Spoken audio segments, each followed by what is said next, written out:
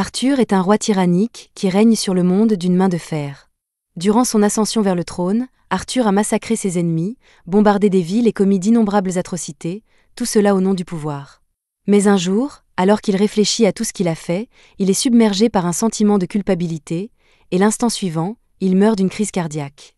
Alors qu'il descend lentement dans les abysses, une voix l'appelle et lui dit qu'elle va lui donner une seconde chance de vivre, alors il ferait mieux de ne pas la gâcher cette fois. Quelques instants plus tard, Arthur ouvre les yeux et trouve 2 personnes penchées sur lui. L'homme dit s'appeler Reynold et être le père d'Arthur, tandis qu'Alice ici présente est sa mère. Ils ne s'attendent pas vraiment à ce que leur nouveau-né comprenne ce qu'ils disent, mais ils sont tellement heureux de la voir. Arthur réalise peu à peu que ces personnes sont vraiment ses parents, et qu'il vient de naître il y a 1 minute. Il a encore du mal à croire qu'il est à nouveau un bébé, mais il ne peut nier que ses parents sont vraiment doués pour s'occuper de lui.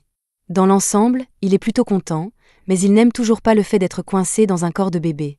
Il a une tête surdimensionnée, il ne peut pas parler, et toutes les quelques heures, il remplit sa couche involontairement, donc il a perdu tout contrôle. Mais ensuite, il remarque quelque chose d'encore plus étrange que sa situation actuelle.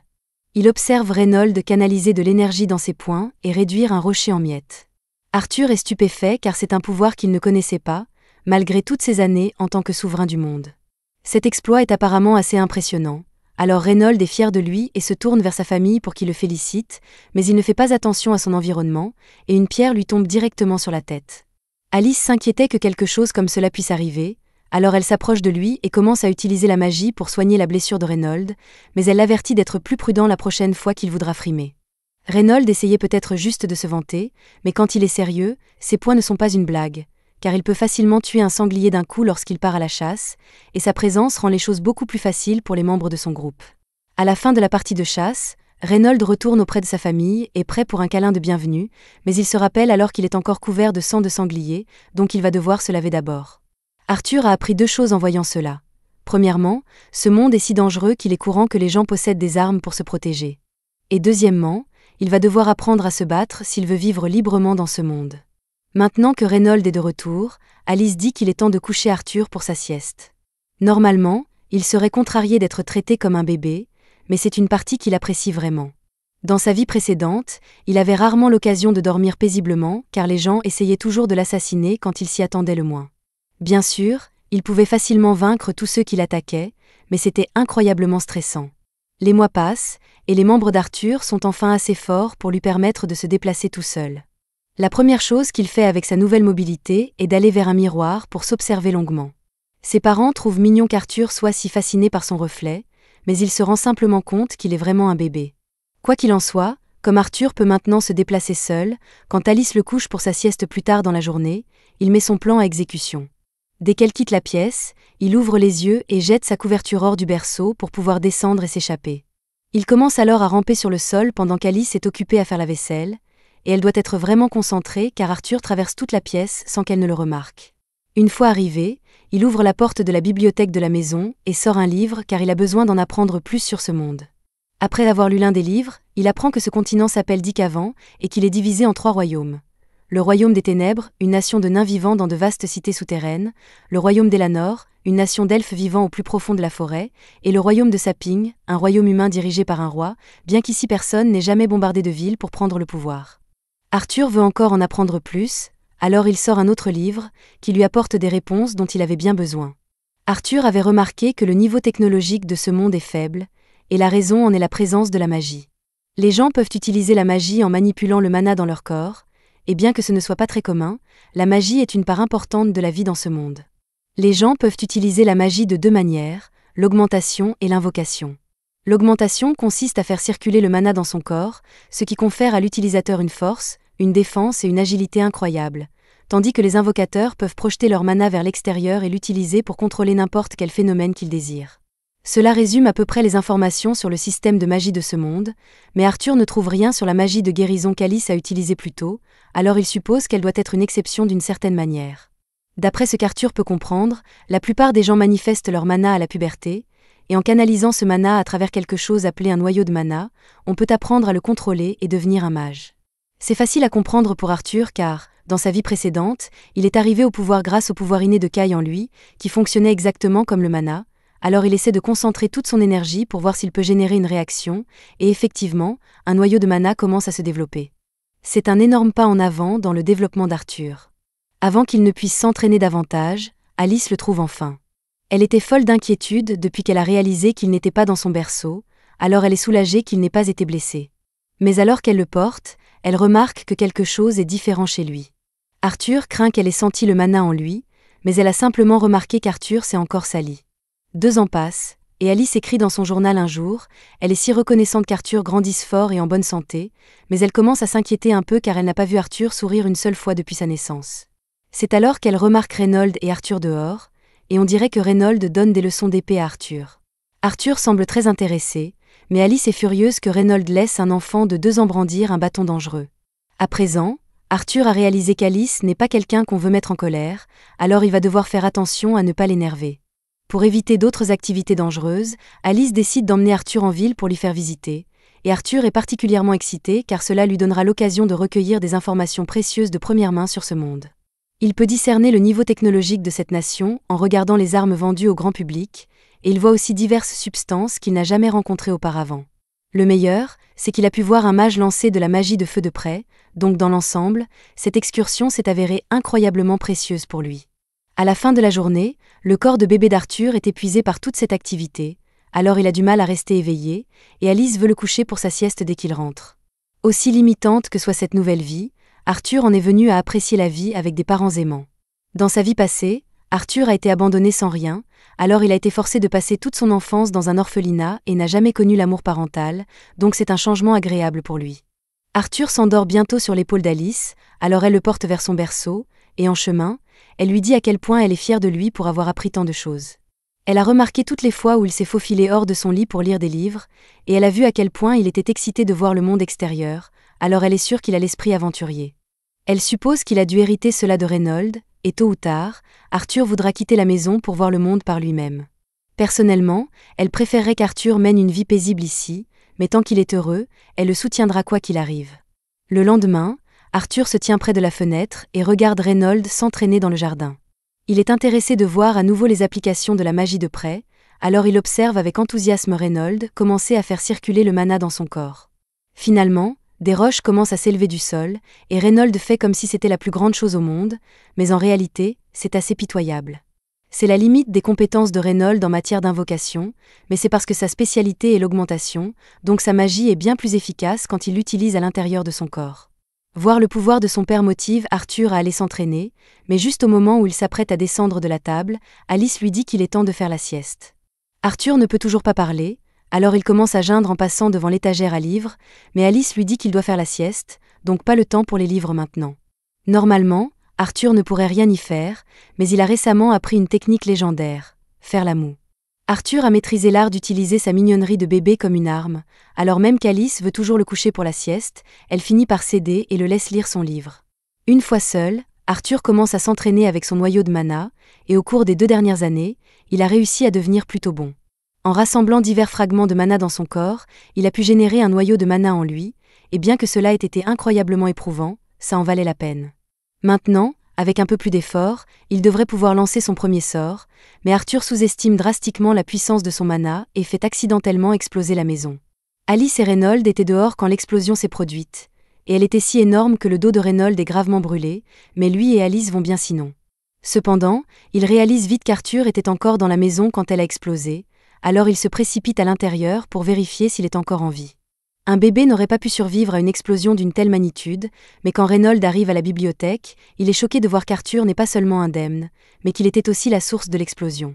Il a à peine 3 ans, donc il n'aurait pas dû être capable d'utiliser la magie avant au moins 12 ans, pourtant Arthur est déjà pratiquement un maître du mana. Il se tient fièrement et regarde ses parents, mais il oublie que la maison s'effondre, alors quand 2 poutres du toit lui tombent dessus, il est totalement pris au dépourvu. Il essaie de s'enfuir, mais ses petites jambes de bébé le trahissent, alors il semble que ce soit la fin. Heureusement, Alice et Reynold se précipitent pour le sauver, et tandis qu'Alice le protège avec son corps, Reynold utilise sa magie pour bloquer les débris et les sauver tous les deux. Arthur est un peu choqué car c'est la première fois que quelqu'un risque sa vie pour le sauver, mais Alice est si soulagée qu'il aille bien qu'elle se met à pleurer. Arthur n'est toujours pas habitué à ce que des gens se soucient de lui ainsi, alors la voir pleurer le fait pleurer aussi. Il n'aurait jamais pu faire quelque chose comme ça dans son ancienne vie, car on attendait de lui qu'il soit un roi impitoyable. À un moment donné, un homme a tenté d'assassiner Arthur, alors après qu'il ait été capturé, tout le conseil s'est réuni et s'est préparé à le condamner pour ses crimes. Et en plus de cela, il prévoyait d'envoyer la femme et le fils de l'homme dans un camp qui n'a jamais entendu parler de la Convention de Genève, donc ils étaient condamnés à être torturés et utilisés comme cobayes, parce que pourquoi pas. L'homme commence à supplier Arthur d'épargner sa famille parce qu'il ne mérite pas de souffrir pour ce qu'il a fait, et comme un acte de miséricorde, Arthur a décidé de le tuer sur le champ. C'était en gros un lundi moyen pour lui à l'époque, mais maintenant, il passe ses lundis à s'entraîner avec son père. Reynold veut qu'Arthur essaie de s'entraîner avec des gantelets, mais Arthur a déjà une vie entière d'expérience avec l'épée, donc il ne veut pas changer son arme principale.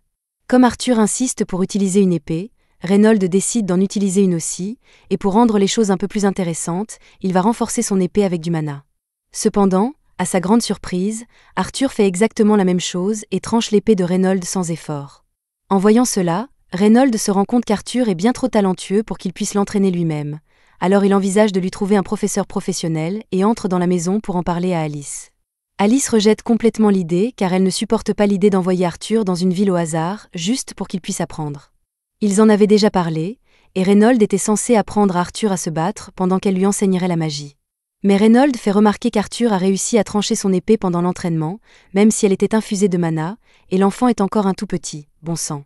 S'il fait des choses pareilles à un si jeune âge, alors qui sait ce dont il sera capable à l'avenir, donc Reynold pense qu'il est important qu'il ait un vrai professeur. Alice ne peut pas nier qu'Arthur est anormalement doué, mais elle déteste toujours l'idée de le laisser seul dans une école en ville, alors elle et Reynold commencent à se disputer pendant quelques minutes car ils n'arrivent pas à se mettre d'accord. Arthur en a marre de toutes ces disputes, alors il fait remarquer qu'ils peuvent simplement venir avec lui en ville. De cette façon, il peut toujours avoir un professeur et ses parents n'auront pas à le laisser seul. Ils n'avaient pas réalisé que c'était une option, mais cela résout tous leurs problèmes, alors ils trouvent que c'est une excellente idée. Ils commencent immédiatement à préparer le voyage, et le lendemain, une calèche arrive pour les emmener en ville. Ils voyageront avec certains de leurs anciens amis, et Arthur les reconnaît car ce sont eux qui ont aidé Alice et Reynold à reconstruire la maison après qu'il a fait exploser. Ils font tous partie d'un groupe appelé les Cornes Jumelles, et le chef, Adam, se présente à Arthur. Angela se présente également, tout en présentant Arthur à sa poitrine et en manquant de l'étouffer, et Alice regarde la scène avec joie. Heureusement, avant qu'Arthur ne s'évanouisse, Dur l'éloigne d'Angela et se présente également, mais il est un peu plus doux et donne simplement un high-five à Arthur. Arthur remarque ensuite une fille debout sur le toit de la calèche, et tu sais qu'elle essaie de frimer, parce qu'il n'y a aucune raison de se tenir là-haut en ce moment. Elle ne dit rien, donc les autres disent à Arthur qu'elle s'appelle Jasmine, et le dernier membre de l'équipe est Hélène Larcher.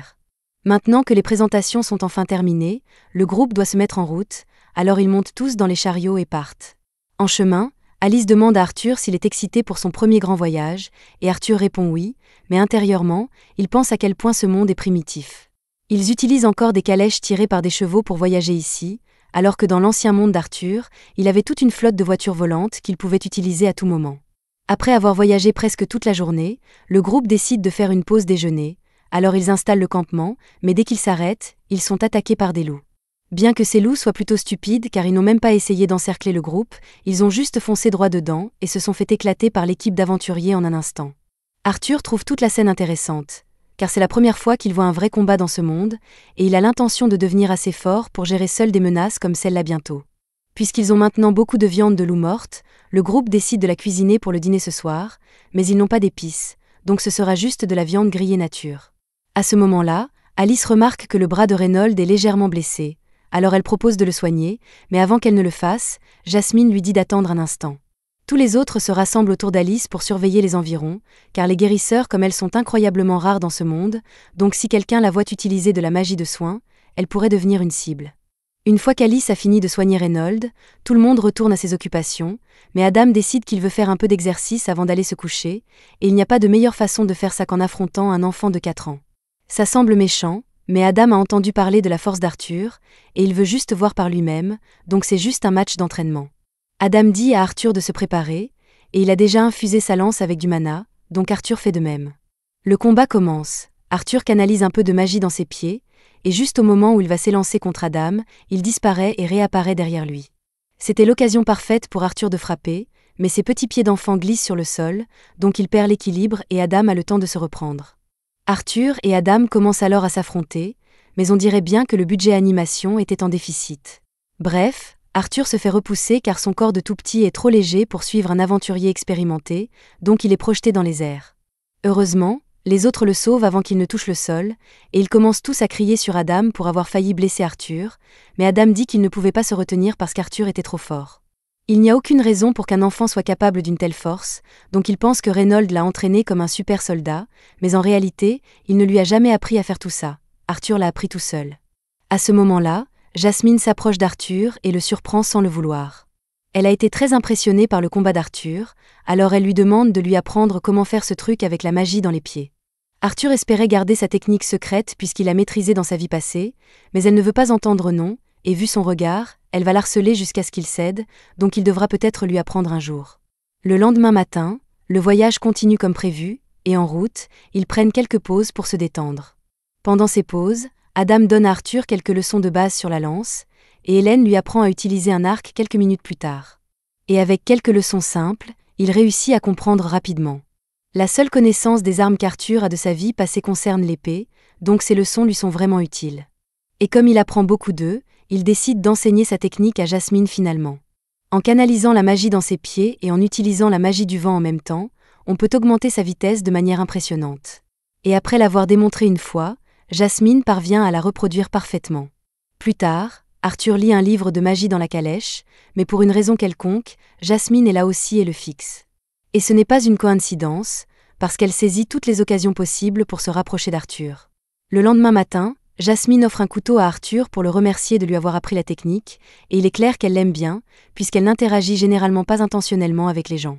Quelques minutes plus tard, tout le monde remonte dans les calèches et ils poursuivent leur voyage, mais alors qu'Arthur lit son livre, la calèche est soudainement attaquée par des bandits. Ils sont attaqués par des bandits, et la calèche est complètement encerclée, donc ils n'ont nulle part où aller. Le chef des bandits ordonne à ses hommes de capturer les femmes et les enfants pour les vendre comme esclaves, alors tous les bandits se ruent à l'assaut, et les aventuriers font de leur mieux pour les repousser. En termes de puissance brute, les cornes jumelles et Reynold sont bien plus forts que les bandits individuellement, mais ils sont beaucoup trop nombreux pour qu'ils puissent les vaincre seuls, donc tôt ou tard, ils vont être submergés. À un moment donné, Reynold est projeté dans la calèche par le chef des bandits, et il est gravement blessé, alors Alice veut venir le soigner. Cependant, Reynold lui dit de rester à l'écart car si les bandits découvrent son pouvoir, ils commenceront à la cibler. À la place, il demande à Arthur de prendre Alice et de fuir aussi loin que possible. Arthur ne veut pas laisser Reynold derrière, mais ce dernier lui rappelle qu'Alice est enceinte d'un autre enfant et que la protéger doit être leur priorité absolue. Arthur comprend, et lorsque Reynold donne le signal, il prépare sa magie pour fuir avec Alice, pendant que Reynold retient les bandits. Le chef des bandits ordonne à ses hommes de poursuivre Arthur et Alice, mais Reynold refuse de les laisser passer et engage le combat avec lui. Le chef bandit avait réussi à mettre Reynold à terre auparavant, mais cette fois, sa famille est en jeu, alors il ne compte pas se laisser faire.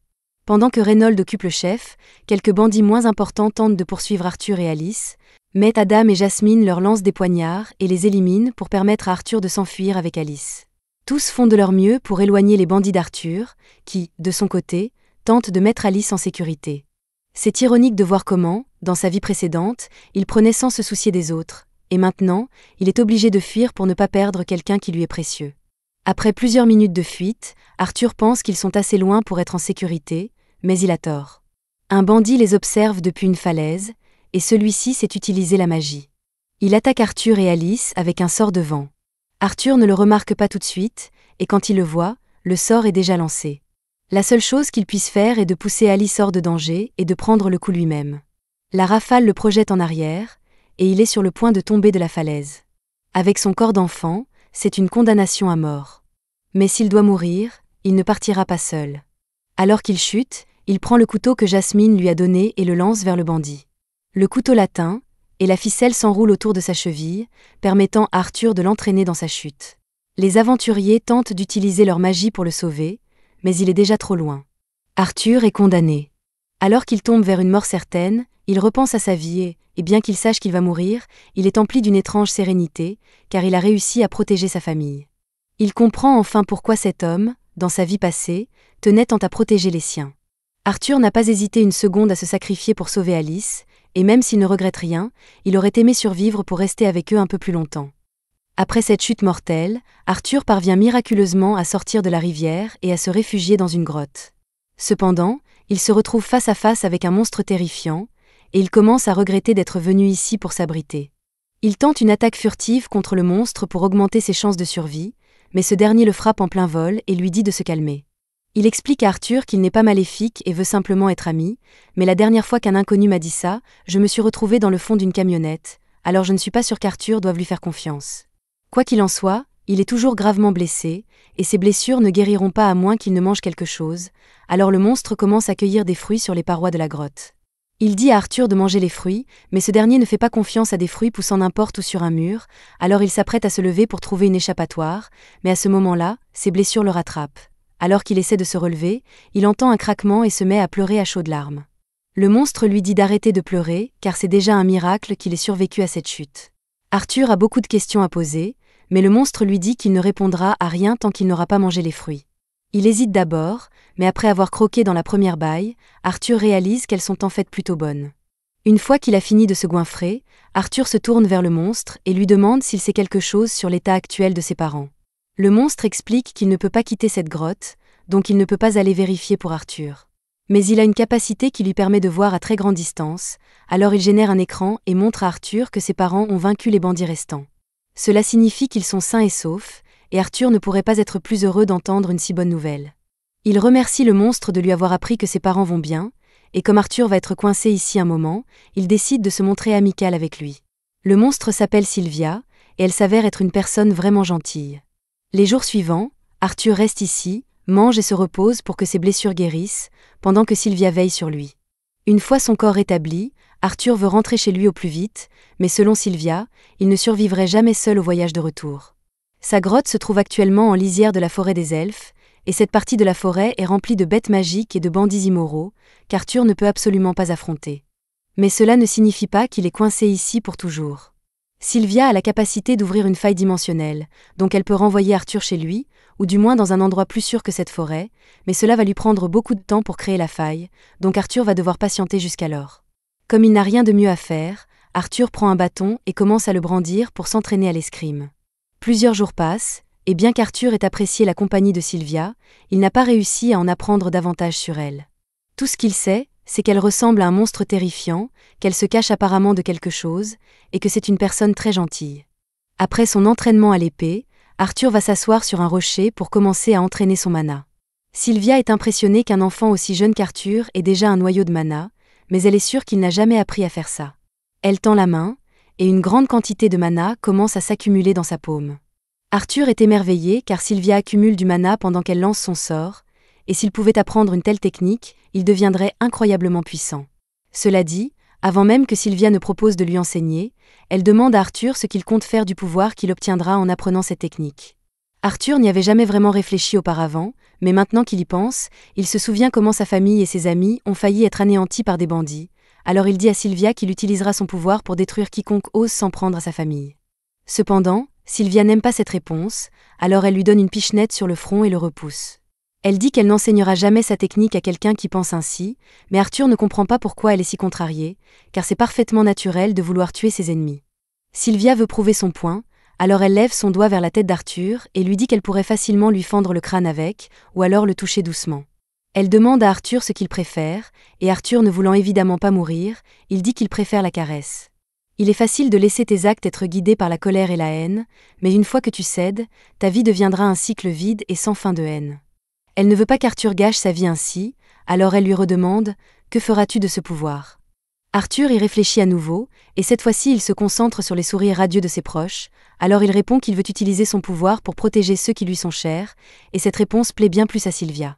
Pendant ce temps, à l'extérieur de la grotte, un monstre très similaire à Sylvia semble être à sa recherche, et il est très proche de la trouver. Dans l'ancien monde d'Arthur, il était le roi, mais cela ne signifiait pas qu'il détenait tout le pouvoir. Les véritables maîtres étaient les sénateurs, donc Arthur n'était qu'un agent de guerre appelé à commettre des actes de violence innommables quand les sénateurs en avaient besoin, mais il n'a jamais aimé vivre ainsi. Revenons au présent. Sylvia apprend à Arthur comment utiliser sa technique, et après lui avoir montré comment faire, elle lui demande d'essayer par lui-même.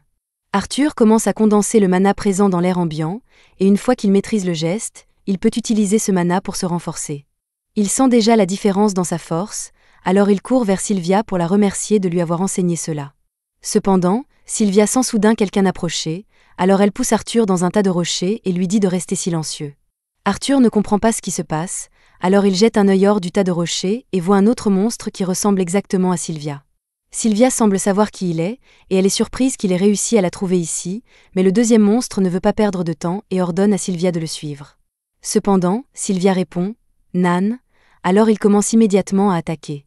Arthur veut aller aider Sylvia, mais il entend sa voix dans sa tête lui disant de ne pas s'inquiéter pour elle. L'autre monstre essaie de convaincre Sylvia de coopérer, sinon il devra la tuer, mais Sylvia préfère mourir que de l'écouter, alors elle commence à charger son mana et révèle sa vraie forme. Il s'avère que Sylvia est un dragon, et sous cette forme, elle peut utiliser bien plus de pouvoir qu'avant. Elle envoie une énorme attaque sur l'autre monstre, qui la bloque, mais il lui dit qu'elle est stupide car, dans son état actuel, elle ne survivra pas à l'utilisation d'autant de puissance. Sylvia sait pertinemment qu'elle va probablement en mourir, mais cela ne la dérange pas car elle a vécu une vie longue et heureuse. Elle parvient à repousser l'autre monstre contre un mur, mais il n'est pas hors combat, alors il contre-attaque et envoie une pluie d'attaques sur Sylvia. Elle subit beaucoup de dégâts, mais à présent, elle s'inquiète plus pour Arthur que pour elle-même, car le combat se rapproche dangereusement de l'endroit où elle l'a caché.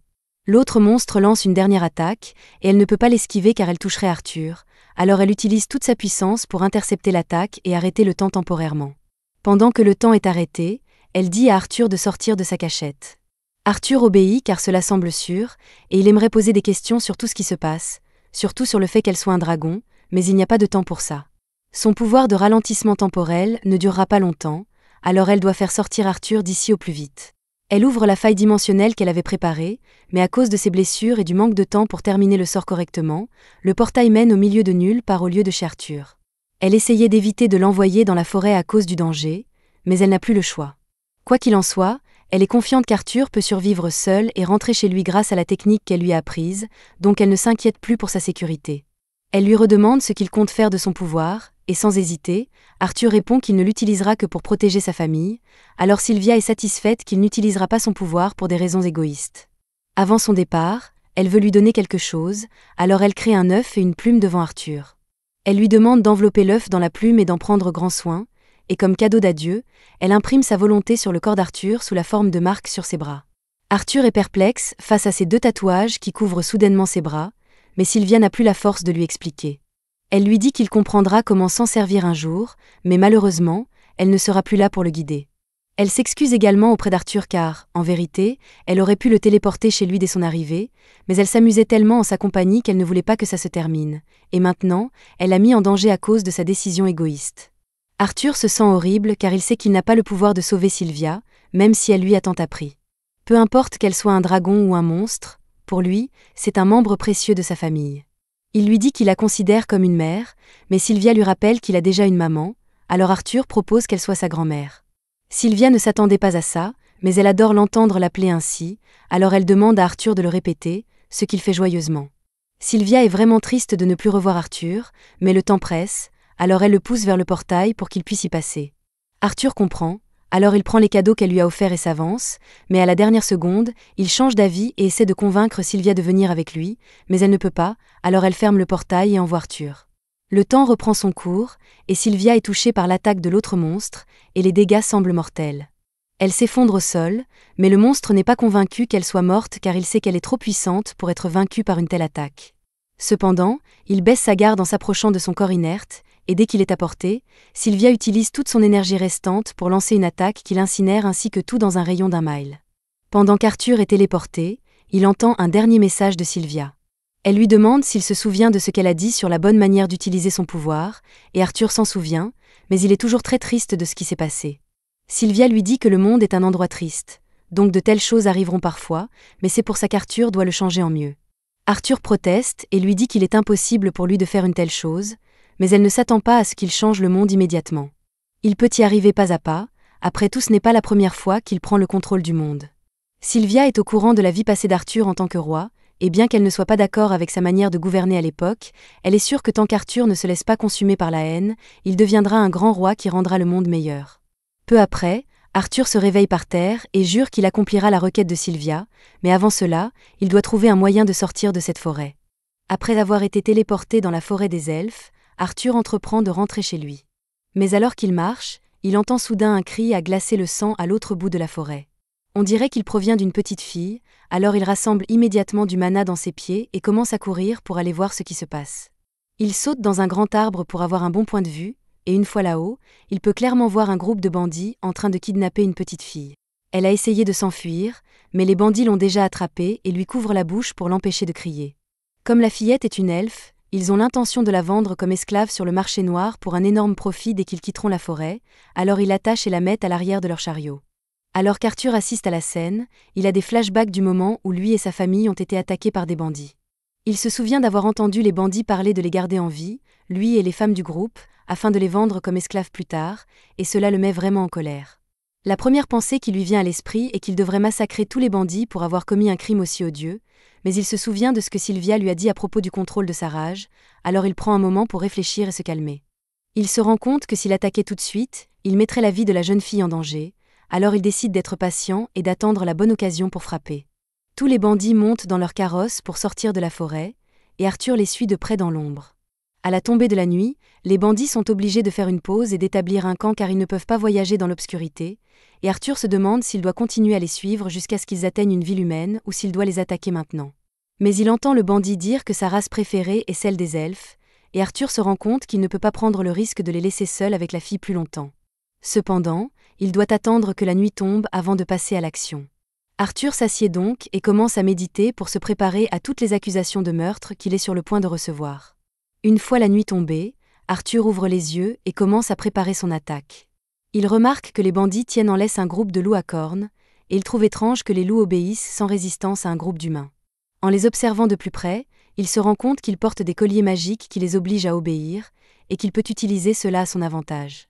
Les bandits entendent leur loup hurler là-bas, et le chef ordonne à l'un de ses hommes de se dépêcher et d'aller faire taire ces satanés loups.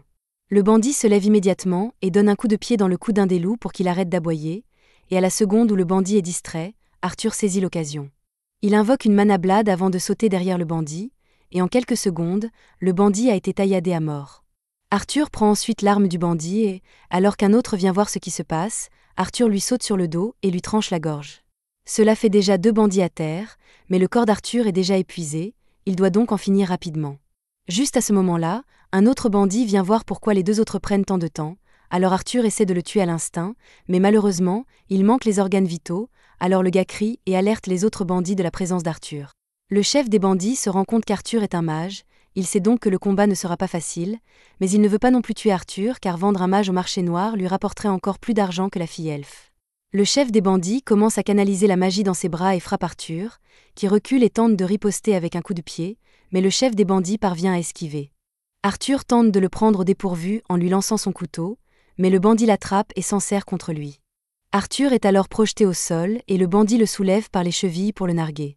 Il dit à Arthur qu'il n'est pas de taille à affronter un adulte en termes de force, et Arthur se rend compte que le bandit a raison, alors il décide d'attaquer avec sa magie à la place.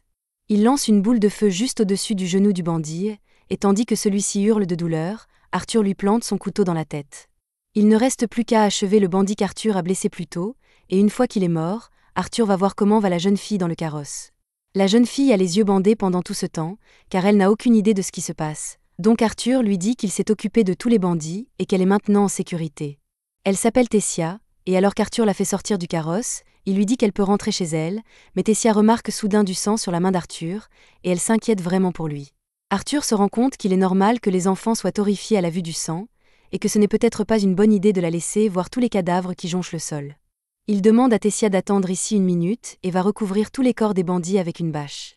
Elle demande à Arthur ce qu'il est advenu des gens qui l'ont enlevé, et Arthur ne veut pas admettre qu'il les a tués, alors il se contente de dire qu'ils ont eu un petit accident et qu'ils ne l'ennuieront plus. La jeune fille ne semble pas avoir d'autres questions, alors Arthur récupère ses affaires dans le chariot des bandits et lui dit au revoir car il doit continuer à rentrer chez lui. Mais Tessia lui prend le bras et le supplie de rester car elle ne veut pas rester seule. Si Arthur la laisse seule ici, elle risque de se faire dévorer par les fantômes des arbres ou quelque chose du genre. Il lui demande si elle sait comment rentrer chez elle, et elle sait comment s'y prendre, mais elle n'a aucune idée du temps qu'il faudra pour arriver à son village. Arthur n'aime pas l'idée de faire un détour, mais il sait aussi qu'il n'y a aucune chance que Tessia rentre vivante chez elle s'il ne l'aide pas, alors il finit par accepter de la raccompagner. Arthur regarde les loups que les bandits ont capturés et envisage brièvement de les utiliser comme moyen de transport, mais il n'a aucune idée de la façon de contrôler un loup, alors il veut simplement les laisser derrière lui. Cependant, Tessia dit qu'il devrait au moins enlever les colliers magiques des loups pour qu'ils puissent retourner dans la forêt. Arthur l'avertit que les loups pourraient attaquer une fois qu'elle aura enlevé les colliers, Mais elle pense que tout ira bien puisqu'elle n'a rien fait pour les mettre en colère, et qu'en tant qu'habitante de cette forêt, c'est son travail de prendre soin des créatures qui y vivent. Elle finit par retirer les colliers des loups, et comme on peut s'y attendre, les loups retournent paisiblement dans la forêt. Le lendemain matin, Arthur et Tessia commencent à marcher en direction du village des elfes, et au bout d'un moment, ils font une pause pour manger.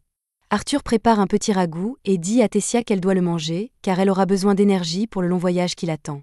Tessia trouve que le ragoût sent bizarre, mais Arthur n'est pas vraiment un chef de classe mondiale, il n'est fait que de viande séchée et de sel, donc il n'a pas bon goût, mais c'est mieux que rien.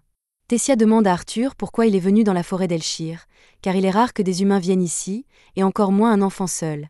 Alors Arthur explique comment il a été séparé de sa famille et s'est retrouvé ici. Pendant qu'ils en parlent, Arthur demande à Tessia ce que c'est que de vivre dans le royaume d'Elnoir, et elle adore cet endroit. Tous ses parents sont souvent occupés par leur travail, et elle passe donc la plupart de son temps avec son serviteur et son grand-père. Ils continuent leur voyage, mais comme Tessia ne sait pas à quelle distance se trouve son village, il est difficile d'évaluer la durée de ce voyage. Et pour ne rien arranger, les loups que Tessia a libérés les suivent depuis un moment déjà, si bien qu'Arthur regrette de ne pas les avoir tués dès le départ. Cette nuit-là, Arthur décide de monter la garde à l'extérieur de la tente pour s'assurer que les loups n'attaquent pas Tessia et lui pendant leur sommeil, mais au bout d'un moment, Tessia sort la tête et demande à Arthur de venir se coucher. Arthur lui répond qu'il n'a pas sommeil et qu'il va donc monter la garde ici, mais elle a bien trop peur d'être seule, alors elle le supplie de venir à l'intérieur de la tente avec elle. Arthur finit par céder et décide de monter la garde à l'intérieur de la tente pour le bien de Tessia. Elle essaie de faire semblant de ne pas avoir peur, mais elle exige aussi qu'Arthur reste toujours à ses côtés. Avant d'aller se coucher, elle veut en savoir un peu plus sur le royaume des humains. Elle demande donc à Arthur s'il est vrai que tous les humains sont des pervers qui épousent plusieurs femmes. Arthur est surpris d'entendre Tessia dire cela et lui demande d'où elle tient cette information, ce à quoi elle répond que c'est son grand-père qui la lui a raconté. Arthur ne peut pas nier qu'il existe des gens comme ça, notamment dans la famille Grary, mais pour la plupart, les humains sont des gens modestes. Tessia croit Arthur, elle se retourne et s'endort immédiatement.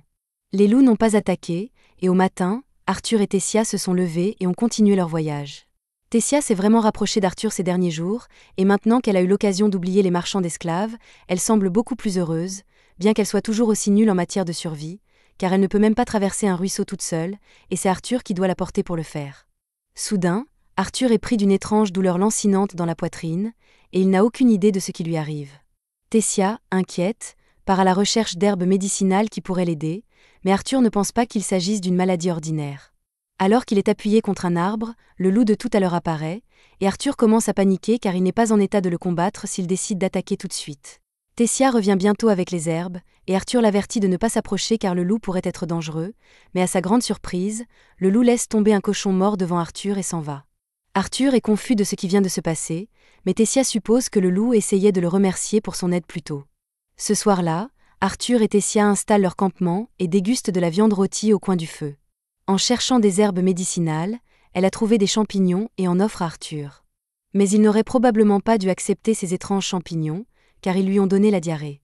Une fois qu'Arthur a fini de se vider les tripes, il est vraiment fatigué et il est à deux doigts de s'évanouir, mais Tessia continue de lui parler. Elle raconte à Arthur que son grand-père lui lisait des livres d'histoire sur les royaumes humains et nains, et qu'elle a toujours voulu visiter ces endroits, mais qu'elle n'en a jamais eu le droit, car les elfes ne font pas confiance aux gens des autres races. À ce moment-là, Tessia se rend compte qu'Arthur n'a pas écouté un seul mot de ce qu'elle a dit, mais elle sait qu'il a simplement sommeil, alors elle le recouvre d'une couverture et lui souhaite une bonne nuit. Le lendemain matin, ils poursuivent leur voyage, mais la douleur dans la poitrine d'Arthur s'intensifie. Tessia s'excuse de ne pas pouvoir l'aider, mais Arthur lui dit que ce n'est pas grave. Changeant de sujet, Tessia demande à Arthur si elle peut l'appeler Artie, puisqu'elle le considère comme un ami. Après tout, ils ont passé beaucoup de temps ensemble et sont devenus très proches. Arthur dit que cela ne le dérange pas d'être ami avec elle, et Tessia est surprise qu'il n'ait pas beaucoup réagi. Arthur jure alors, en plaisantant, de chérir chaque moment où la grande dame Tessia pensera à lui comme à un ami, mais cela la contrarie, et elle dit à Arthur d'arrêter de se comporter de façon aussi puérile. Arthur trouve drôle qu'elle dise cela alors que c'est elle qui l'a supplié de rester à ses côtés en permanence parce qu'elle avait peur, mais Tessia lui répond que c'est tout à fait différent. Blague à part, maintenant qu'Arthur y pense, Tessia est la première amie qu'il se soit jamais faite. Même dans son ancien monde, les gens avaient tellement peur de lui qu'il n'a jamais vraiment eu quelqu'un qu'il pouvait appeler un ami jusqu'à présent. À ce moment-là, Tessia aperçoit quelque chose qui lui semble familier, et elle dit à Arthur de venir jeter un coup d'œil. Arthur s'approche, s'attendant à voir un bâton cool ou quelque chose du genre, mais à sa grande surprise, il se trouve devant un énorme arbre au milieu duquel se trouve un portail. Tessia explique à Arthur qu'il s'agit de l'entrée du village des elfes, et lui tend la main pour qu'il vienne avec elle. Malheureusement, les elfes détestent toujours autant les humains, donc dès qu'Arthur pose le pied dans le village elfe, il est appréhendé et menacé par des lames. Il cherche du soutien auprès de Tessia, qui pourrait témoigner en sa faveur, mais à sa grande surprise, Tessia le regarde froidement sans dire un mot. En voyant cela, Arthur pense que Tessia l'a piégé pour qu'il soit tué, et il ne peut pas croire qu'il ait été assez stupide pour penser que quelqu'un voudrait vraiment être son ami. Après tout, il a déjà subi d'innombrables trahisons dans sa vie précédente. Les elfes s'apprêtent à lui trancher la tête sous le regard de Tessia, mais il s'avère qu'elle n'y est pour rien. On ne sait pas pourquoi elle n'a rien dit jusqu'à présent, mais dès qu'elle entend les gardes annoncer qu'ils vont tuer Arthur, elle leur ordonne d'arrêter. Un des gardes la prévient que ce garçon est un humain dangereux, mais Tessia affirme qu'Arthur n'est pas du tout dangereux, et qu'il est même la seule raison pour laquelle elle a pu rentrer chez elle. Le témoignage de Tessia aurait dû au moins faire réfléchir le garde avant d'exécuter Arthur, mais non, il suppose qu'Arthur a dû laver le cerveau de Tessia pour qu'elle le considère comme une bonne personne, donc le garde prévoit toujours de le tuer. Cependant, avant qu'il ne puisse agir, un homme apparaît et exige qu'il libère le garçon. Il s'appelle Virion, et il est le grand-père de Tessia ainsi que l'ancien roi de la tribu elfe. Mais il est bien plus raisonnable, donc il croit Tessia lorsqu'elle dit qu'Arthur l'a sauvé. Il s'excuse également auprès d'Arthur pour l'avoir traité de cette manière alors qu'il a fait tant d'efforts pour sauver Tessia, mais il était assez suspect que la princesse disparue revienne soudainement avec un jeune humain inconnu. Arthur est soulagé de ne plus être en danger de mort, mais il est aussi choqué d'apprendre que Tessia est une princesse, car elle ne lui en a jamais parlé. Ils ont voyagé ensemble pendant des jours, mais Tessia n'a apparemment pas jugé cela important à mentionner. Juste à ce moment-là, les parents de Tessia arrivent, ayant été informés que leur fille était de retour, et Tessia se précipite dans leurs bras car elle leur a beaucoup manqué. Si Tessia est une princesse, alors ses parents doivent être le roi et la reine d'Éléanor, mais ils ne sont pas aussi compréhensifs que Virion. Dès que le père de Tessia aperçoit Arthur, il exige de savoir ce qu'un humain impur fait dans son royaume. Il ordonne à ses soldats de capturer l'humain et de l'exécuter immédiatement, mais aucun ne bouge. Le père de Tessia est peut-être le roi actuel, mais Virion leur a dit de laisser Arthur tranquille, et ils ont tous très peur de Virion. Virion explique au roi qu'Arthur est celui qui a sauvé Tessia et l'a aidé à rentrer, donc ils ne peuvent pas le traiter comme un criminel. Tessia exige également qu'Arthur soit accueilli dans leur château en tant qu'invité, mais son père hésite à accepter car il est habituellement interdit aux humains de pénétrer dans le royaume elfe, encore moins dans le château.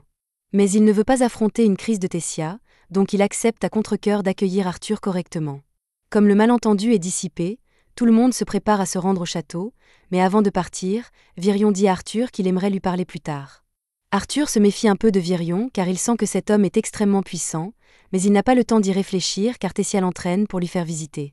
C'est la première fois qu'Arthur voit le royaume elfe, donc il est émerveillé par sa différence avec le royaume humain. Mais les préjugés contre les humains sont toujours forts, car tous les elfes semblent interrompre leurs activités pour fixer Arthur tandis qu'il marche vers le château avec Tessia. Cependant, personne ne l'insulte puisqu'il est désormais un invité royal. La seule qui le traite avec gentillesse est Tessia, mais Arthur essaie toujours de comprendre pourquoi Tessia a mis autant de temps à intervenir lorsque les gardes allaient le tuer. Soudain, la douleur dans la poitrine d'Arthur revient, et elle empire de jour en jour, mais il ignore toujours sa cause. Une fois arrivé au château, Tessia est accueillie par tous ses serviteurs, et elle leur ordonne de traiter Arthur avec soin et respect malgré le fait qu'il soit humain. Maintenant que c'est fait, elle demande à Arthur s'il veut aller jouer avec elle, mais avant cela, Arthur dit qu'il doit parler à ses parents car ils voudront sans doute connaître les détails de ce qui est arrivé à Tessia et comment ils sont revenus. Ils se rendent tous dans la salle de réunion, y compris Tessia car elle ne veut pas être exclue, et comme ils vont discuter, Tessia suggère d'apporter des collations.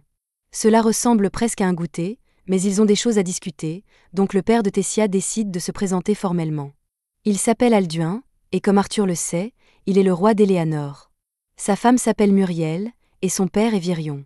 Arthur se présente comme un humble roturier du royaume de Sapin, et il est bien conscient qu'un humain comme lui ne serait normalement jamais autorisé à entrer dans Éléanor, encore moins à rencontrer la famille royale, donc il apprécie leur hospitalité.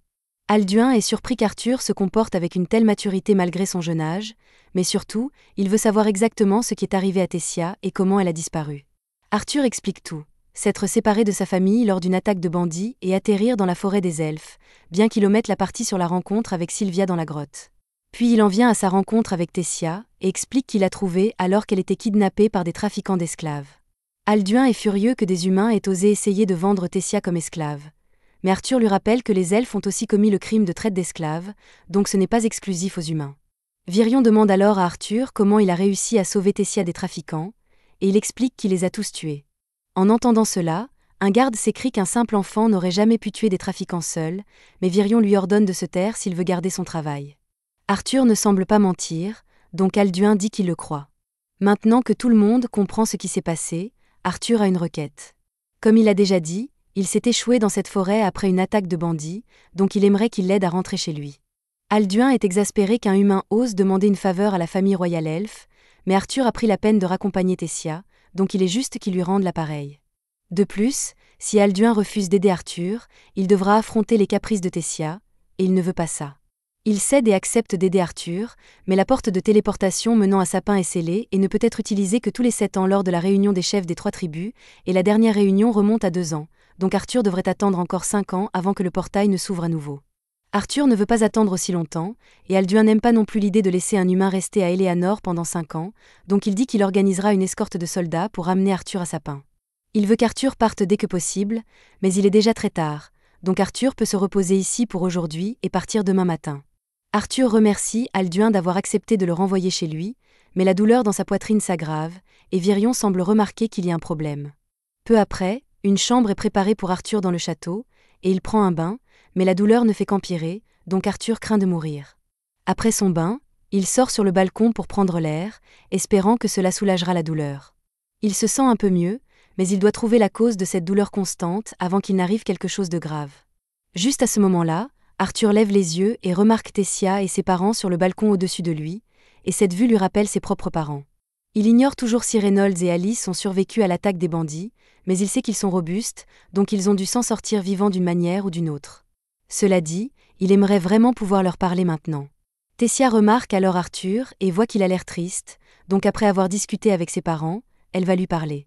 Une fois auprès d'Arthur, elle s'excuse pour la rudesse de son père, mais Arthur dit que cela ne le dérange pas. Il comprend pourquoi Alduin agit ainsi, car il y a eu des décennies de guerre entre les elfes et les humains, donc il est normal qu'il ait du mal à faire confiance à un humain, surtout quand sa fille est concernée. Évoquer le sujet des parents rappelle Arthur qu'il est loin des siens, et il craint qu'il ne soit pas heureux de le revoir. Après tout, ils ont entrepris ce voyage pour lui, donc il pourrait lui reprocher toute cette histoire. Il se reproche aussi de ne pas avoir pu protéger sa famille des bandits et de s'être séparé d'eux, mais Tessia lui attrape alors le visage et secoue la tête. Elle ne connaît pas bien les parents d'Arthur, mais s'ils ressemblent aux siens, elle est sûre qu'ils seront heureux de le revoir une fois rentré. Soudain, le couloir s'illumine de dizaines de lucioles étincelantes, et dans cette lumière, Arthur essaie de se souvenir des visages souriants de ses parents. Il est avec eux depuis sa renaissance dans ce monde, et jamais ils ne lui ont donné l'impression de ne pas l'aimer, alors pourquoi craignait-il qu'il le haïsse après cet incident ? Son traumatisme de sa vie passée a obscurci son jugement avec méfiance, au point qu'il a même soupçonné Tessia de l'avoir trahi plus tôt, mais maintenant, en la regardant, il ne voit qu'une fille innocente qui ne voudrait jamais blesser un ami. Tout à coup, Arthur sent un projectile voler droit vers Tessia, donc il attrape et charge immédiatement son mana pour attaquer l'agresseur. Mais à sa surprise, c'est Virion qui a attaqué Tessia. Arthur ne peut pas croire que Virion tenterait de tuer sa propre petite fille, mais Virion explique qu'il ne voulait pas lui faire de mal. Les projectiles n'étaient que des lucioles, donc elle n'aurait rien senti. Cependant, il est impressionné qu'Arthur ait pu réagir et contre-attaquer si vite. Virion a fait ce coup pour vérifier si Arthur disait vrai sur sa capacité à tuer les trafiquants d'esclaves, et il disait clairement la vérité. Tessia court vers Virion et lui ordonne d'arrêter d'embêter Arthur, mais ce n'est pas pour ça qu'il est venu. Il a remarqué quelque chose d'intéressant chez Arthur plus tôt, donc il veut un petit combat amical pour évaluer sa force. Virion utilise sa magie pour créer une épée à Arthur et éloigne Tessia pour qu'elle ne soit pas blessée.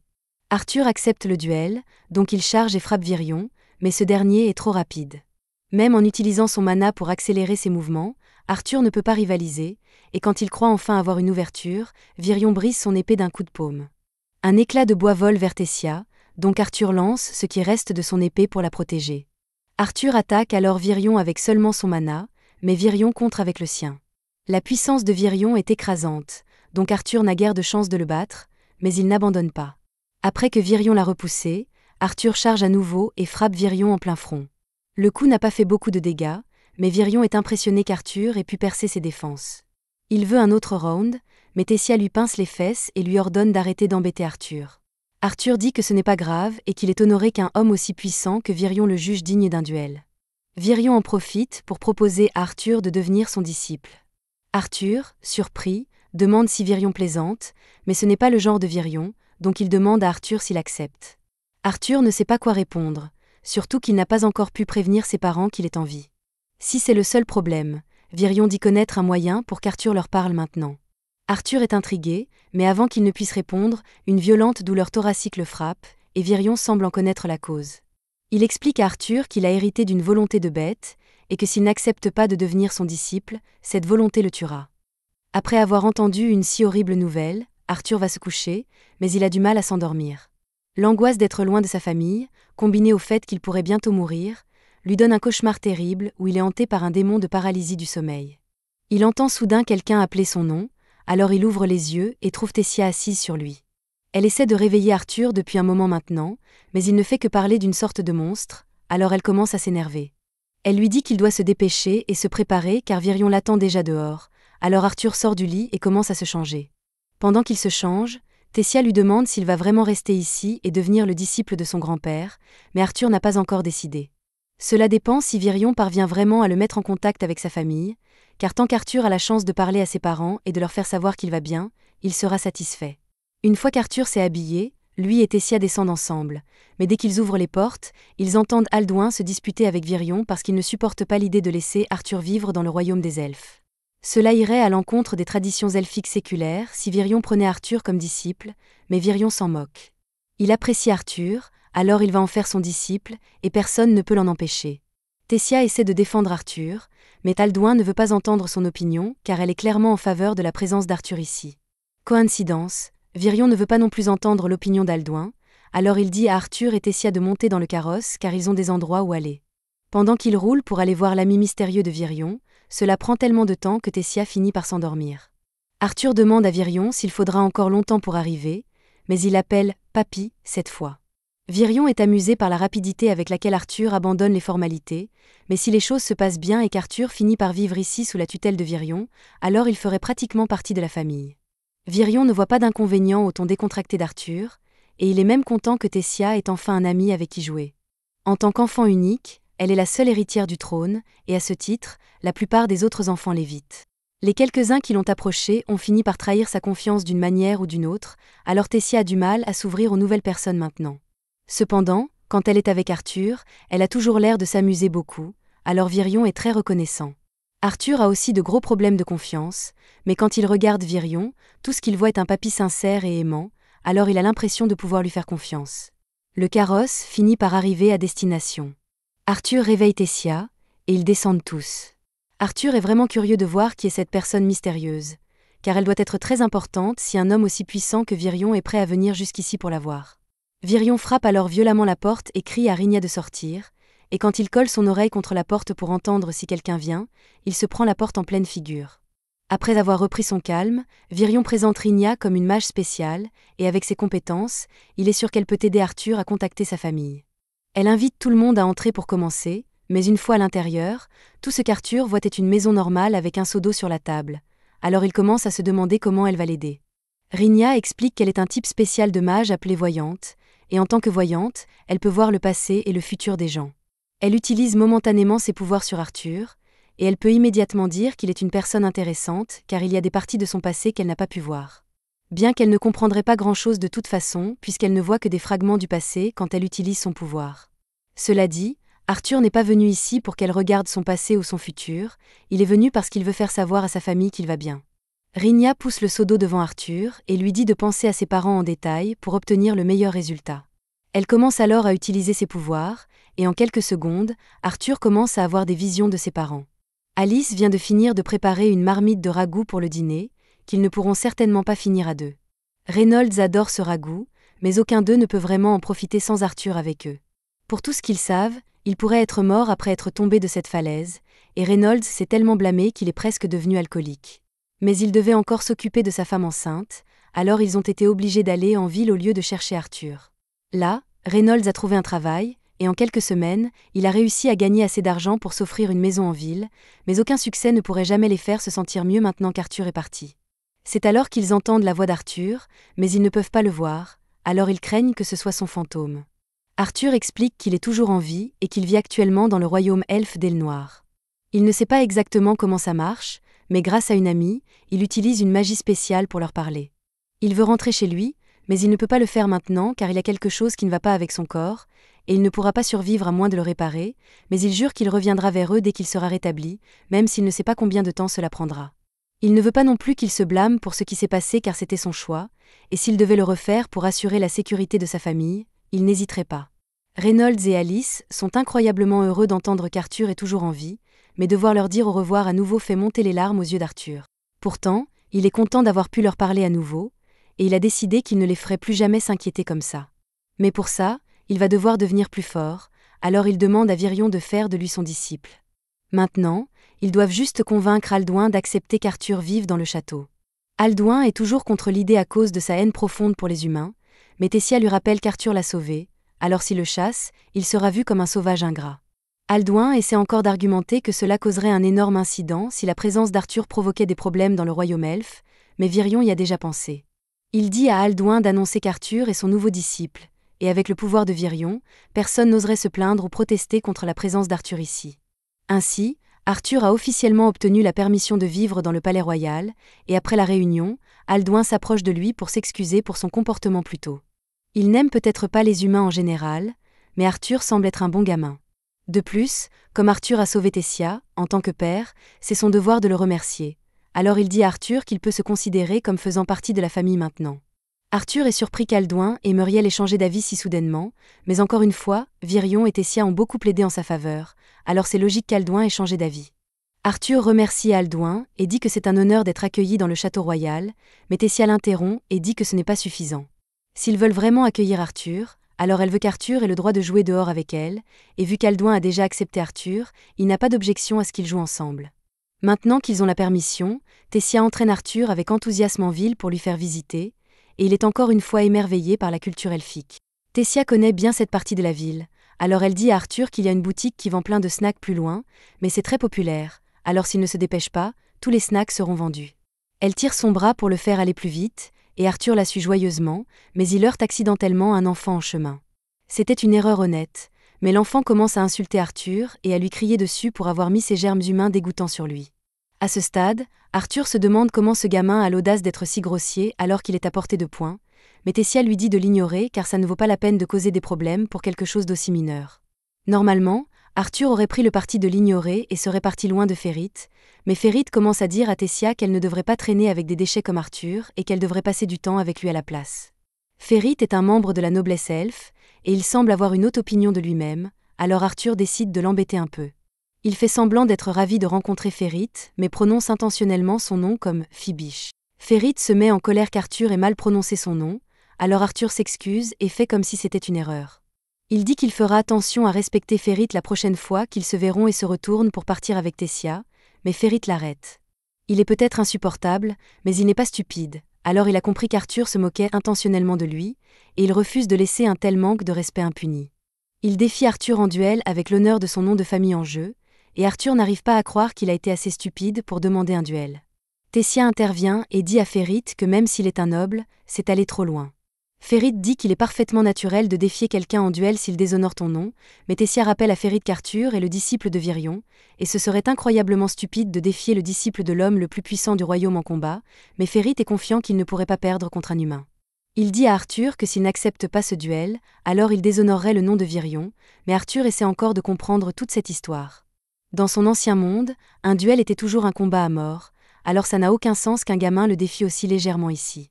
Mais à en juger par les regards vaguement amusés des adultes à proximité, il semble que les duels ne sont pas des combats à mort ici, alors Arthur n'a aucune raison de refuser. Tessia demande à Arthur s'il est sûr de vouloir faire ça, et il dit que ça lui va, alors le duel devient officiel, et les deux se préparent à se battre. Alors que le duel commence, Ferrite se précipite avec confiance vers Arthur avec un bâton à la main, mais tout le monde pense avoir un plan jusqu'à ce qu'il se prenne un coup de poing en pleine figure, et Ferrite n'était clairement pas prêt pour ça. Ferrite est KO. Alors ses amis se précipitent pour vérifier son état, mais Tessia savait déjà que ça finirait comme ça. Quoi qu'il en soit, comme le duel est terminé, elle prend la main d'Arthur et l'emmène parce qu'elle a encore plein de choses qu'elle veut faire avec lui. Les deux passent toute la journée ensemble et visitent toutes sortes de boutiques, et après s'être bien amusés, ils font une pause sur un balcon pour discuter. Tessia demande à Arthur quand son entraînement avec Virion doit commencer, et Arthur dit qu'il va commencer à s'entraîner dès demain matin, mais il a clairement quelque chose en tête. Arthur repense à une conversation qu'il a eue avec Virion, et Virion lui a clairement dit que son entraînement va ressembler à l'enfer. Si on devait le décrire, ce sera comme être submergé dans du goudron bouillant, et Arthur va devoir subir ça tous les jours pendant plusieurs années sans le soutien de sa famille. Alors Virion voulait savoir si Arthur est vraiment prêt pour ça, et Arthur a répondu « oui ». Même maintenant, il a hâte de commencer l'entraînement demain, même s'il sait que ce sera dur, parce qu'il veut acquérir assez de force pour construire le futur qu'il désire. Tessia dit à Arthur qu'elle va aussi travailler dur pour ne pas être à la traîne, mais pour l'instant, elle veut encore profiter de leur journée de jeu, alors elle suggère qu'ils aillent chercher plus de nourriture. Quelques années ont passé, et Arthur et Tessia ont tous deux suivi l'entraînement sous la direction de Virion. Ils ont beaucoup tissé des liens durant cette période, mais Tessia est aussi très compétitive, alors ils se sont donnés à fond aujourd'hui. Après s'être entraînée un moment, Tessia est complètement épuisée, et pendant qu'elle se repose, Virion décide de donner une leçon de magie à Arthur. Une fois qu'une personne a stabilisé son mana, elle peut devenir capable d'utiliser la magie élémentaire sous forme d'eau, de feu, de vent ou de terre. Cependant, les éléments qui peuvent être appris dépendent fortement de la race dans ce monde. Par exemple, les elfes sont naturellement doués pour manier la magie du vent et ont une grande affinité pour les éléments de l'eau et de la terre. Le feu est généralement incompatible avec eux. En revanche, les nains sont extrêmement talentueux en magie élémentaire du feu et de la terre, mais manquent de compétences en magie du vent et de l'eau. Cependant, les humains ont la capacité d'utiliser les 4 éléments, bien que l'affinité d'une personne avec un élément individuel varie considérablement selon son entraînement. Tessia lève la main et demande à Virion pourquoi il n'a pas dit à Arthur de s'entraîner avec son noyau de mana si c'est si important, et Virion répond qu'Arthur est simplement trop faible pour le gérer maintenant. Son corps contient une volonté de bête, et bien que cela puisse accorder un grand pouvoir, cela déstabilise aussi la connexion entre la chair d'Arthur et son mana, c'est ce qui cause la douleur dans sa poitrine. Ainsi, il doit réassimiler son noyau de mana avant de pouvoir s'entraîner à nouveau avec le mana. Tessia plaisante en disant que cela signifie qu'elle est plus forte qu'Arthur maintenant, mais il crie que bien sûr elle serait plus forte quand toutes ses attaques sont imprégnées de mana. Parmi les elfes, une personne est considérée comme talentueuse si elle éveille son mana à l'âge de 10 ans, mais Tessia a pu utiliser la magie dès l'âge de 9 ans, alors elle s'est entraînée aux côtés d'Arthur depuis. Quoi qu'il en soit, comme l'entraînement d'Arthur a bien progressé, Virion lui dit qu'il est temps d'éveiller sa volonté de bête, et si la procédure réussit, la douleur dans sa poitrine devrait cesser complètement. Cela fera d'Arthur un dompteur de bêtes officiel, alors il dit à Virion qu'il est reconnaissant pour l'aide et lui demande de commencer tout de suite. Arthur s'assoit, et Virion commence à éveiller sa volonté de bête, mais Tessia s'inquiète parce qu'elle ne sait pas si Arthur va bien ou non. Virion admet qu'Arthur ressentira un peu d'inconfort, mais ça ne devrait pas être si grave. Cependant, une fois que Virion commence à éveiller la volonté de bête, Arthur crie de douleur, et tellement d'énergie émane de son corps qu'il projette Virion et Tessia loin. L'éveil a techniquement réussi, mais toute l'attention qu'il a mise sur le corps d'Arthur l'a fait s'évanouir immédiatement, laissant Virion et Tessia inquiets. Il ramène Arthur au château et le met au lit pour qu'il puisse récupérer un peu. Une fois qu'Arthur reprend enfin conscience, il trouve Virion qui l'attend au bord du lit. Virion lui demande s'il va bien, et Arthur dit qu'il se sent bien, alors Virion lui demande s'il y a quelque chose de spécial dans la volonté de bête qu'il a reçue parce qu'une réaction comme celle qu'Arthur a eue arrive rarement. Arthur avait l'intention de garder sa rencontre avec Sylvia secrète, mais il n'y a plus de raison de la cacher maintenant, alors il dit à Virion que la volonté de bête lui a été donnée par un dragon. Virion est choqué d'entendre cela, et honnêtement, il a du mal à le croire, mais il ne peut pas nier que la puissance de la volonté de bête d'Arthur est similaire à celle d'un dragon. Il se tourne vers Arthur et lui dit qu'il ne peut parler à personne de sa volonté de dragon parce que si cela s'ébruite, il attirerait beaucoup d'attention indésirable. Cela dit, il lui dit qu'il est prévu qu'il rentre chez lui dans les 4 prochains mois, alors il va devoir faire attention une fois parti. Arthur est choqué parce qu'il pensait avoir encore 2 ans avant la prochaine réunion interroyaume, mais apparemment, un événement d'échange culturel a été organisé récemment, alors dans 4 mois, les portails vers la ville de Xyrus seront ouverts. Arthur demande à Virion si Tessia est au courant parce qu'elle serait dévastée d'apprendre qu'il part si tôt, mais Virion lui dit que le roi et la reine lui en parlent en ce moment. Plus tard dans la nuit, Arthur est allongé dans son lit avec l'œuf que Sylvia lui a donné, essayant de se faire à l'idée qu'il devra quitter Tessia dans 4 mois. C'est alors qu'il remarque que l'œuf commence à se fissurer, et quelques instants plus tard, un bébé dragon en sort. Arthur était inquiet au début, mais le bébé dragon est mignon et semble inoffensif, alors il le prend, mais le dragon mord son bras. Arthur recule de douleur et lâche le dragon, mais quand il regarde l'endroit où il a été mordu, au lieu de marque de morsure normale, il voit un sceau se former. Ce sceau agit comme un lien entre Arthur et le bébé dragon, alors il peut maintenant sentir ce que pense le dragon, même s'il ne le comprend pas vraiment. Puisqu'il va s'occuper du dragon, il décide de le nommer Sylvie, d'après sa mère, Sylvia. Il se rendort ensuite, mais quelques heures plus tard, Tessia entre dans la chambre d'Arthur parce qu'elle veut parler de son départ dans 4 mois. Mais quand elle soulève les couvertures pour le réveiller, elle aperçoit Sylvie dans le lit avec lui, et elle oublie immédiatement pourquoi elle est venue. Arthur est réveillé en sursaut, et au début, il a cru qu'il s'était passé quelque chose de grave, mais il se rend compte que Tessia est simplement en train de choyer Sylvie, alors il se rendort. Plus tard dans la journée, Arthur et Tessia se rendent sur le terrain d'entraînement pour leur leçon avec Virion, et Tessia fait tout son possible pour que Sylvie l'aime, mais après l'avoir presque étouffée plus tôt, Sylvie reste à l'écart de Tessia. Il trouve bientôt Virion, et dès qu'il voit Sylvie sur la tête d'Arthur, il panique parce qu'il n'aurait jamais imaginé voir un dragon en vrai. Pendant que Tessia continue de taquiner Sylvie, Arthur explique que Sylvie a éclos en réponse à l'éveil de la volonté de bête qu'Arthur a subi la veille. Il se demande si garder Sylvie avec lui pourrait causer des problèmes parce que ce serait mauvais si les gens réalisaient que c'est un dragon, mais Virion dit à Arthur qu'il n'a pas à s'inquiéter, les dragons sont pratiquement un mythe maintenant. Alors personne ne soupçonnerait que son animal de compagnie est en fait un dragon. Tout ce qu'il a à faire, c'est prétendre que Sylvie est une sorte de bête exotique qui ressemble par hasard à un dragon. Cela dit, il est temps pour eux de commencer l'entraînement d'aujourd'hui, alors Virion dit à Arthur que maintenant qu'il a éveillé sa volonté de bête, il devra entraîner à la fois son noyau de bête et son noyau de mana simultanément, et la meilleure façon de le faire est avec une expérience réelle, alors Virion commence à se transformer. Une fois la transformation terminée, Virion dit à Arthur que son entraînement commence maintenant, alors Arthur essaie de se préparer à une attaque, mais Virion fait simplement un pas en avant et disparaît. Arthur essaie de se défendre, mais il ne sait pas comment suivre les mouvements de Virion, alors il ne sait pas d'où il sera attaqué. Il sait que Virion est toujours là, mais peu importe ses efforts, il ne trouve aucune trace de lui. C'est une capacité vraiment incroyable, mais Arthur ne veut pas se faire battre dans le cadre d'une démonstration, alors il lève immédiatement les mains et abandonne. Dès qu'il fait cela, Virion apparaît derrière lui, et Arthur se plaint parce que le combattre est bien trop difficile. Virion aurait pu enchaîner 30 coups sur Arthur à n'importe quel moment, et Arthur n'aurait toujours pas su où il était. Parce que la volonté de bête de Virion est celle d'une panthère des ombres, cela lui permet de manipuler le vent avec un tel contrôle qu'il peut annuler le son qu'il produit. Sa transformation est assez impressionnante, mais ce n'est pas une capacité parfaite parce qu'elle draine énormément le mana de Virion. Quoi qu'il en soit, Virion n'avait jamais vraiment l'intention de combattre Arthur sous cette forme, il voulait juste frimer un peu, et maintenant qu'il a démontré à quel point une volonté de bête peut être puissante, il invoque une épée pour qu'Arthur puisse commencer son véritable entraînement. Quelques jours passent, et Arthur a fait de grands progrès dans la maîtrise de sa volonté de bête. La douleur dans sa poitrine a cessé de le gêner, et son corps a été tellement entraîné qu'il peut maintenant suivre la forme d'ombre de Virion. Mais au-delà de cela, Arthur a pu passer le reste de son temps à jouer avec Tessia comme un enfant normal. Plus tard, alors qu'Arthur et Tessia sont en rendez-vous, Arthur tombe sur Férit dans la rue. Cependant, il ne le reconnaît pas du tout, et Férit se sent insulté, alors il exige un autre duel avec Arthur. Bien sûr, cela se passe aussi bien qu'on pourrait s'y attendre. Alors Férit finit par terre, et ses amis se tiennent au-dessus de lui, se demandant comment il a pu perdre en une demi-seconde. Arthur ne sait toujours pas qui est Férit, alors Tessia lui rappelle que c'est le gamin qui a défié Arthur en duel il y a quelques années, et Arthur se souvient s'être bien amusé ce jour-là.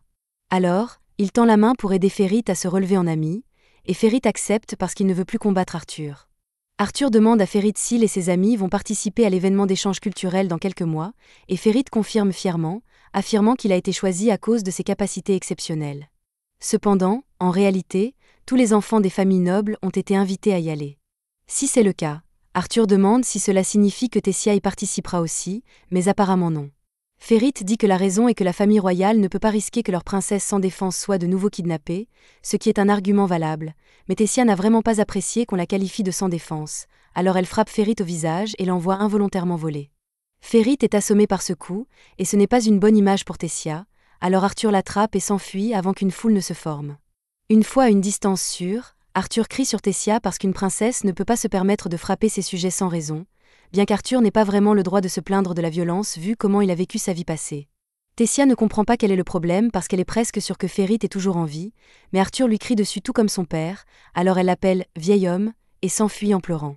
Plus tard dans la nuit, Tessia pleure toujours dans sa chambre, alors pour la remonter le moral, Arthur se faufile jusqu'à sa fenêtre et l'invite à venir avec lui pour regarder la forêt. Tessia accepte de l'accompagner, mais alors qu'il marche dans la forêt, elle lui demande si c'est vraiment sans danger. Arthur lui dit qu'il n'y a pas de quoi s'inquiéter parce que s'il tombe sur des kidnappeurs ici, ils sont assez forts pour s'échapper sans trop de problèmes. De plus, la vue du ciel nocturne vaut le risque. Arthur demande à Tessia si elle commence à avoir sommeil, et elle est clairement sur le point de sombrer dans le pays des rêves, mais elle insiste pour dire qu'elle va bien. Arthur lui dit qu'elle peut dormir si elle veut, mais cela pourrait être la dernière fois que Tessia passe un moment de qualité comme celui-ci avec Arthur, alors elle dit qu'elle va rester éveillée. Cependant, elle est si fatiguée qu'elle commence à halluciner des monstres dans les arbres, et Arthur trouve ça drôle qu'elle ait encore peur des fantômes à son âge. Tessia lui dit qu'elle n'a pas peur des fantômes, et elle insiste sur le fait que son corps ne tremble que parce qu'elle a froid, alors elle jette plus de bois dans le feu. Elle demande ensuite à Arthur de lui parler un peu du royaume humain pour l'aider à rester éveillée, mais Arthur ne sait pas grand-chose à ce sujet parce qu'il n'y est jamais allé. Tessia lui dit qu'elle veut qu'Arthur reste ici pour toujours, et il aimerait bien rester avec elle aussi, mais cela voudrait dire qu'il ne reverrait plus jamais sa famille. Il veut continuer à parler, mais Tessia s'est déjà endormie, alors il décide d'arrêter là pour la nuit. Le jour du départ d'Arthur arrive enfin, mais avant qu'il ne parte, Virion a un cadeau à lui offrir. C'est une boussole spéciale qui aidera Arthur à retrouver le chemin du royaume des elfes s'il veut un jour revenir. Arthur le remercie pour le cadeau, mais il remarque alors que Tessia n'est pas là, alors il demande si quelqu'un l'a vue, mais apparemment, elle n'a pas pu se résoudre à regarder Arthur partir. Le portail finit par s'ouvrir, et Arthur est sur le point de passer, mais il entend alors Tessia l'appeler. Elle court dans la rue pour le rejoindre, mais elle tombe à mi-chemin, alors Arthur court pour voir si elle va bien.